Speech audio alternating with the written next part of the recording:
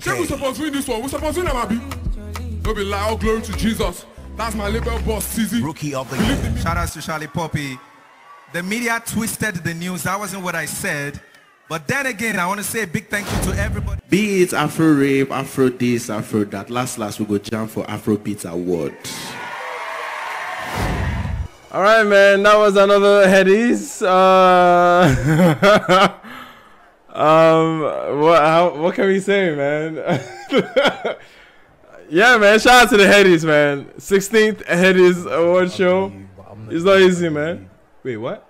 I think the fact that, like, there's a few things, man. There's a few things here that we can address. There's so much, man. But, I mean, in terms of what we got last year, I think there's definitely been improvements. I cannot say that there hasn't been any form of improvement. At least a lot of the shows, a lot of the transitions were not as awkward as last year. Even though this one we still had those situations, it's still a bad production set. At the end of the day, it's not great, but it's better than what we got. At this time around, the American host did not insult our daddy, so we are glad, and there's improvements here. He actually bigged us up and compared us to the Oscars, which is still... Hey, listen, man. We'll take it, even though we know, you know. But we'll take it for what it is. And listen, listen, man. The categories and how they were arranged, how they decided to start the show by giving us male artist of the year, like very early into in the middle of the show, out of nowhere. And then we're getting next rated coming before best collab. Or anyway, the way they sequenced the categories was, and in terms of people's anticipation and retention, was anywhere below face, man. It was just like, why? Who structured this set of categories? Like, why are we hearing best album, okay, before best R&B or best collab? Like, the way they sequenced these things, it was just interesting. But anyway, it is what it is. I think there's still like talking points that are noteworthy and good moments for the culture. Rema having a wonderful night, obviously picking up 3 awards. It was definitely noteworthy that he had a fantastic year. Absolutely no doubt. And he left with a huge mark with the speech in the beginning about supporting institutions, and that's what we're doing. That's what we should be doing. I'm not here because of the awards. I'm here because it's important to support our institutions. I feel like we are in a very sensitive period that if we don't give attention to our institutions, if we miss this chance, we will never have this chance again. As regardless of how toxic the relationship can be with an establishment like Headies, you know, they are still a huge and massive institution that has been here, okay, that has been present in trying to document the Nigerian music culture, the Afrobeats culture that we see to the world, and we still need to commend them. We still need to commend them for having this show. The conversation of it being in Atlanta or anywhere else is still a very divisive one. Not everybody's on board. Some people kind of see it as a slap in the face to the home ground of this particular of this hub, you know what I mean? But taking it elsewhere, essentially to feel like seeking the validation, quote unquote, and trying to bring it and Americanizing it and all that stuff, all that brand deals and all those things. It's still a divisive move from Headies, and a lot of people are definitely not on board. Which is fair, which is absolutely fair. The Headies had this idea in their mind to elevate the brand of the award show, and the idea of it is to take it to Atlanta. And we've seen the Atlanta shows. The first one we got was was absolutely, I think it was the worst Headies yet. A huge man. This was a huge move for them to do it again. I think right now they are starting to condition us to see the shows in Atlanta or in the US and away from Nigeria where the source is. So I think that conditioning is going to start to reel in as soon as we get the next Headies. But anyway, man, yeah, people are not, yeah, I'm seeing in the comments, you guys are not on board about that, all of that. Talked about, I think there were some snubs here, to be honest. Some huge snubs. Producer of the year, Went to Rexy. I absolutely love Rexy. Abracadabra was a madness.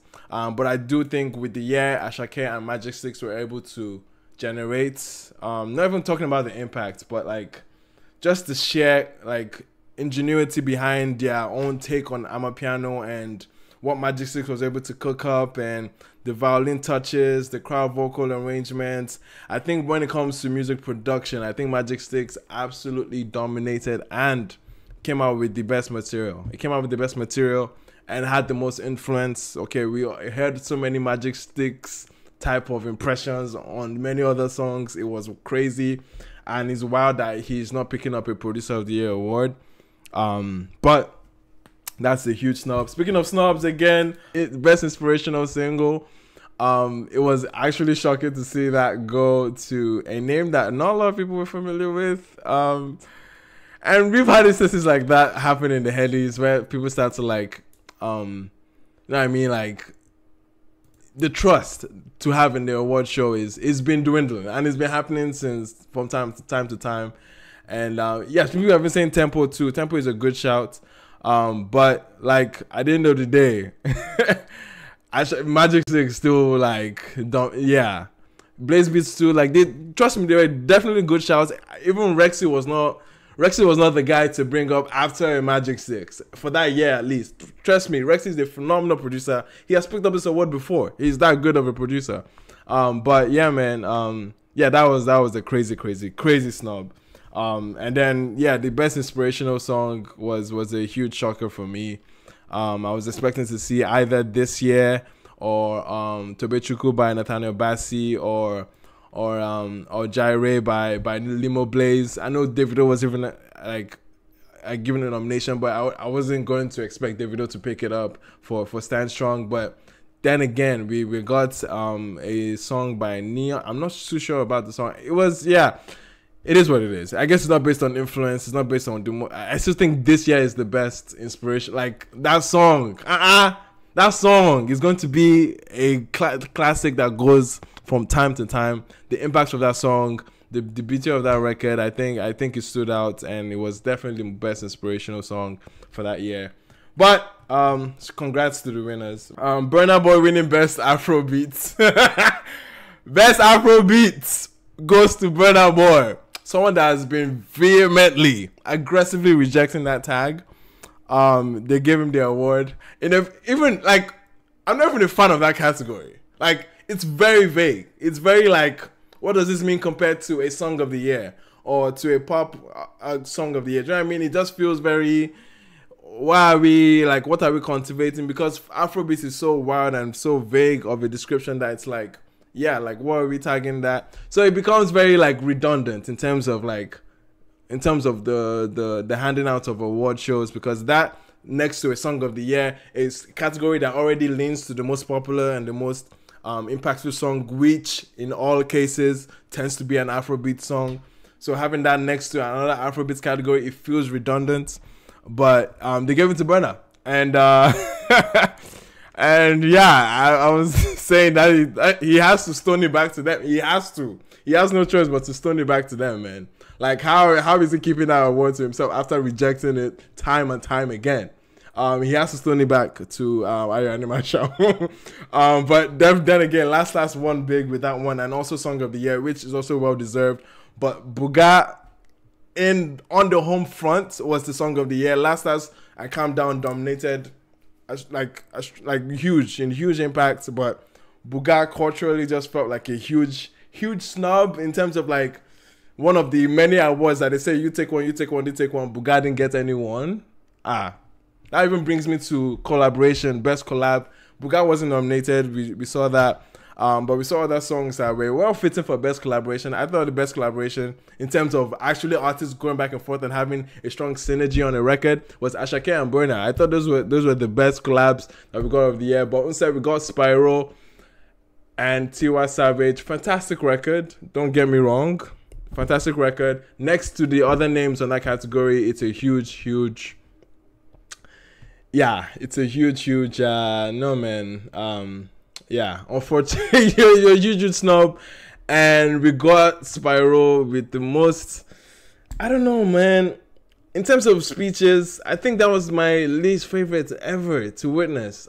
He came up with this like whole decision brand-wise ever since Who's Your Guy has been doing very well, to come up with this very self-righteous and preachy like insufferable nature of just coming there to downplay other people's work and using his love for God and almost in that very, very judgmental nature of like many Christians. I'm not saying like all Christians. I'm a Christian. I can't essentially brush everyone in that same bill, but like he comes there with that very, very, we saw what he did on the blogs and that interview, and he came here to come and like defend himself in a way that honestly the award show is not the setting, it's not the time, it's not the place to do that. And he came there to now defend, and I didn't mean that to Charlie Poppy. Like, I'm sure the people that actually knew about that news story were like probably, they won't pass 10 in that crowd that probably knew or cared about it. Big shout outs to Tunde Ednut. Now, aside from that, recently something happened online. Every blogger posted it. Tunde Ednut decided not to post it. That's what we call real guy. So who is your guy? This is my guy. Everybody posted it. And by the way, Charlie Poppy is my guy. Shout outs to Charlie Poppy. The media twisted the news. That wasn't what I said.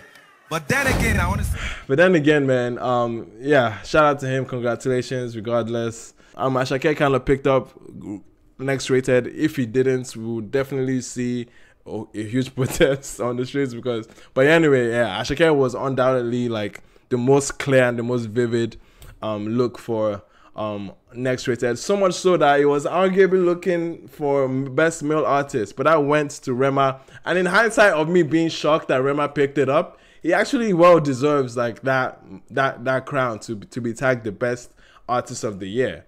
And because of the significant rise, at least in the more recent times, the significant rise in his brand, in his confidence, and in his domination in terms of like representing the scene. I think he's doing such a good job at being the face of the scene. I think he's edging to be the next guy in terms of, not even edging, I think he is when it comes to the pipeline of the big three, and then he's next up when it comes to the conversation of who's representing the scene. And I think he's well fit for that job, well fit for that role, and I'm so happy to see him win. Like he's an absolute heck of a performer. I got to see him live in Seattle, and it was a crazy performance. And for him to come up and give that speech and really wear that award in such a way that really was well deserved. Absolute congrats to him, man. Absolute congrats to him. And yeah, and Headies decided not to mention the female categories. For some odd reason. There's so many categories that they didn't go through. They didn't go through North American ones. Obviously, it was obvious that they kind of like the less, I guess, important or the less juicy categories in their view were not curated for the main ceremony, which goes to my point of like, you made the male and female artists of the year category. You separated them for an actual reason, to spotlight the women. Like that was the entire purpose of a best female artist, because in many years where we've just had artists of the year, many times the artists would be women. Like the female artists that were nominated there, it almost felt like, yeah, like most cases they're not going to pick it up because of the amount of competition, and they're outnumbered in that category, which is fair. So because of that outnumbering in that category, you separate it into male and female categories, which is a noble thing to do in order to give them a platform to have an award. But you don't announce it on the main stage. You don't give them the chance to come up and speak, which is like, and you did that for the female performers too. Like the best female vocalist, no sign of that on the award show. It's like, and you just finished the show in a very awkward stance where we were still expecting awards. The same thing happened last year. They had to be updating the winners on their I don't want to even talk about their following, but still they're still announcing it on Twitter and Instagram as if it's something of a notable of our Grammys to be doing things like that to significant categories. Best female artist, we don't know who that is. We still have no idea, no clue, no moment for these artists to have. And like, yeah, it's pathetic that they structured the show like that, man. in terms of performances. I think Black Sheriff absolutely killed it. Asake absolutely had a strong moment. I loved Casey's performance too. Odumodu set the place on fire with the energy in the beginning. So those were great performances that I loved. The performances I didn't really fancy. It's not like I hate Spyro by this case, but like, yeah, man, I don't hate this guy, man. But his performance wasn't the greatest either. I think he definitely could have given a lot more. I guess just a lot more presence to such a fantastic record.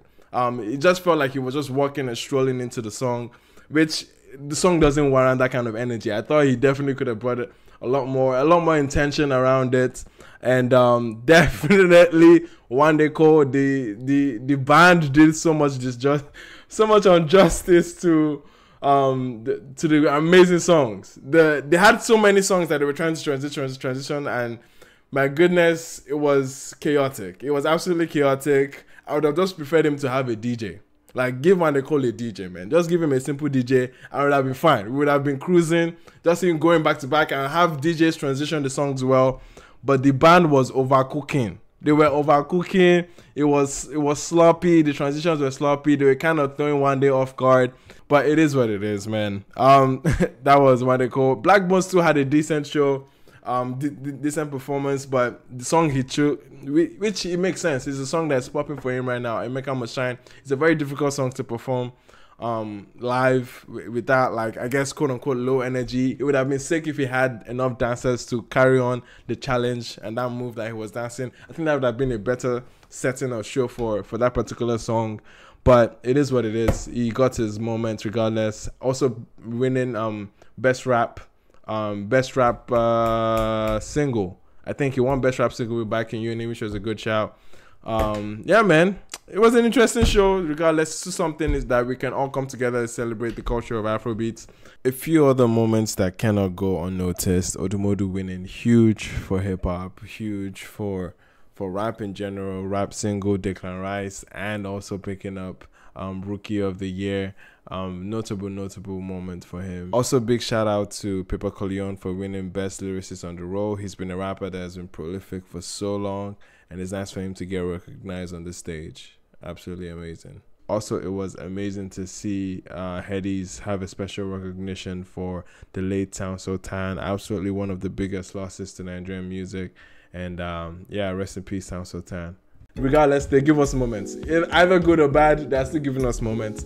Shout out to Headies and how they're documenting the years that have come in. And this was not the bad documentation of the year or bad reflection of the year. Could have been better, of course, but definitely we're looking forward to next year. I hope that they keep the year in review in a very tight and obvious trajectory of just January to December or November, not to bleed into the next year, because the fact that Timeless, for instance, was nominated for Album of the Year, when it got released on the last day of the year in review, was just an unfortunate moment for that song, because for that album, because it would have had a good shot coming this coming Headies, the next one, because it definitely would be in better competition other than being next to a Love That Mini, a Mr. Money with the Vibes, a Boy Alone, a Rave and Roses.